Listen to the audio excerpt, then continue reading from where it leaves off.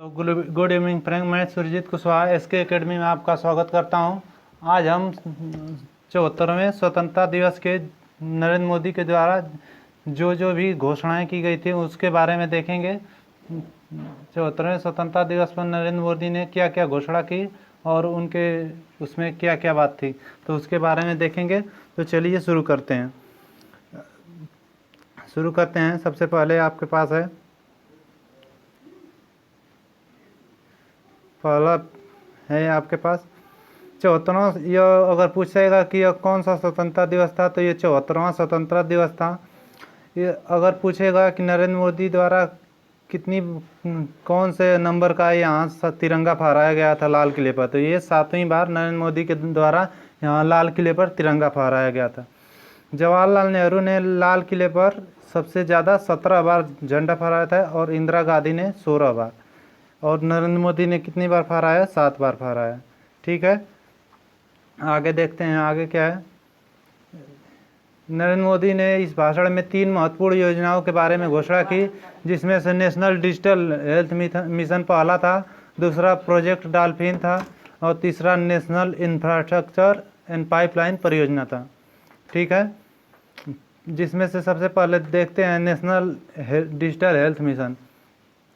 ये national digital health mission है। इसमें स्वतंत्रता दिवस के मौके पर प्रधानमंत्री नरेंद्र मोदी ने पूरे देश में नेशनल डिजिटल हेल्थ मिशन योजना लागू की। थोड़ा छोटा कर लेते हैं। नेशनल डिजिटल हेल्थ मिशन लागू करने का ऐलान किया, जो आम नागरिकों को स्वास्थ्य को बेहतर बनाने के लिए बड़ी योजना है। ठीक है, आगे देखते हैं नेशनल हेल्थ एजेंसी। इसे नेशनल हेल्थ एजेंसी NHA ने लागू किया और एक ऐप और एक वेबसाइट तैयार किया। आयुष्मान भारत की तरह नेशनल डिजिटल हेल्थ मिशन योजना दूर दराज के ग्रामीण क्षेत्रों में रहने वाले लोगों के लिए फायदेमंद साबित होगा।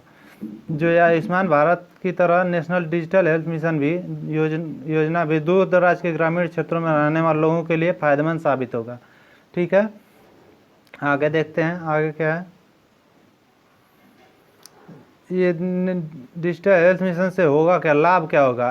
तो लाभ में देख लीजिए, इस योजना के तहत प्रत्येक देशवासी को एक हेल्थ आईडी दी जाएगी। हेल्थ आईडी दी जाएगी और जिससे स्वास्थ्य का पूरा लेखा जोखा होगा। इसके तहत हर टेस्ट, हर बीमारी, किसी डॉक्टर ने कौन सी दवा दी, कब दी, इसकी रिपोर्ट क्या थी, आपसे संबंधित सारी जानकारी इस हेल्थ आईडी में दर्ज होगी। क्योंकि यह जो हेल्थ आईडी होगी आपके आधार कार्ड से लिंक होगी, क्योंकि हेल्थ आईडी तो हर जगह आप लेकर जाएंगे नहीं, लेकिन ये आधार कार्ड लेकर जाएंगे तो आधार कार्ड से ये आपकी हेल्थ आईडी लिंक होगी।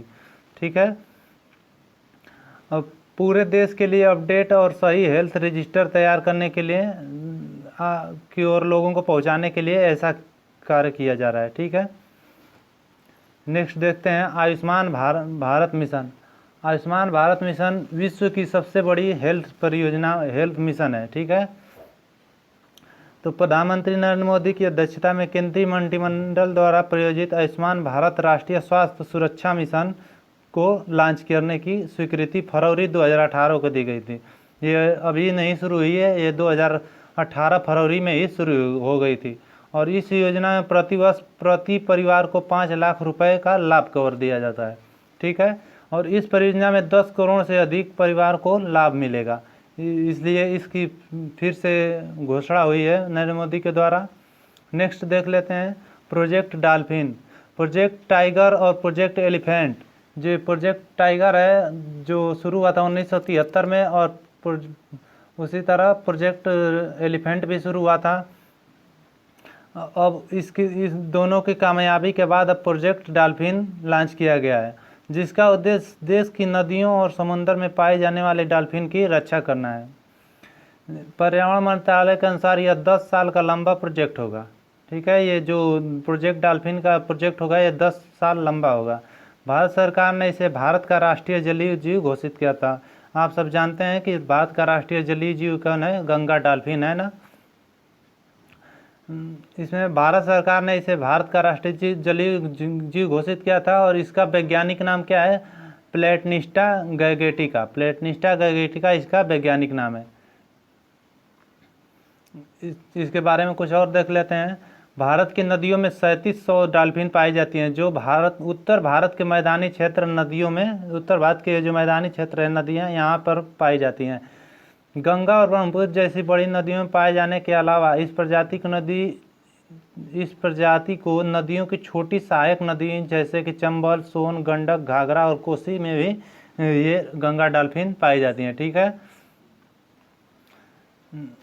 तो ये कह रहे हैं, पूछ रहे हैं कि संरक्षण की ज़रूरत क्यों।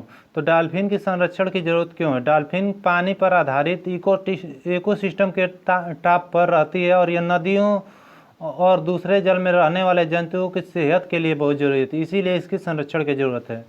इसे IUCN ने लुप्तप्राय की सूची में शामिल किया था। IUCN ने किया था, तो IUCN जो ये एक संस्था होती है जो रेड डाटा बुक जारी करती है। IUCN का स्थापना हुई थी 1948 में और इसका मुख्यालय है स्विट्ज़रलैंड।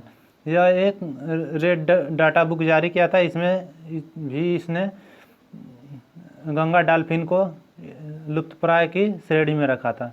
ठीक है, नेक्स्ट देखते हैं। नेक्स्ट परियोजना नेशनल इंफ्रास्ट्रक्चर्स एंड पाइपलाइन परियोजना। नेशनल इंफ्रास्ट्रक्चर्स पाइपलाइन परियोजना के तहत मल्टी मोड कनेक्टिविटी इंफ्रास्ट्रक्चर विकसित किया जाएगा, जिसमें जीवन जीने में आसानी हो पर जोर दिया जाएगा और सुरक्षित पेयजल, स्वच्छ और सस्ती ऊर्जा तक पहुंच सभी के लिए स्वास्थ्य सेवा, आधुनिक रेलवे स्टेशन, हवाई अड्डे, बस टर्मिनल और विश्व स्तर के शैक्षणिक संस्थान का विकास किया जाएगा। ठीक है, इसमें अलग अलग सेक्टर में 7000 प्रोजेक्ट शुरू किए जाएंगे।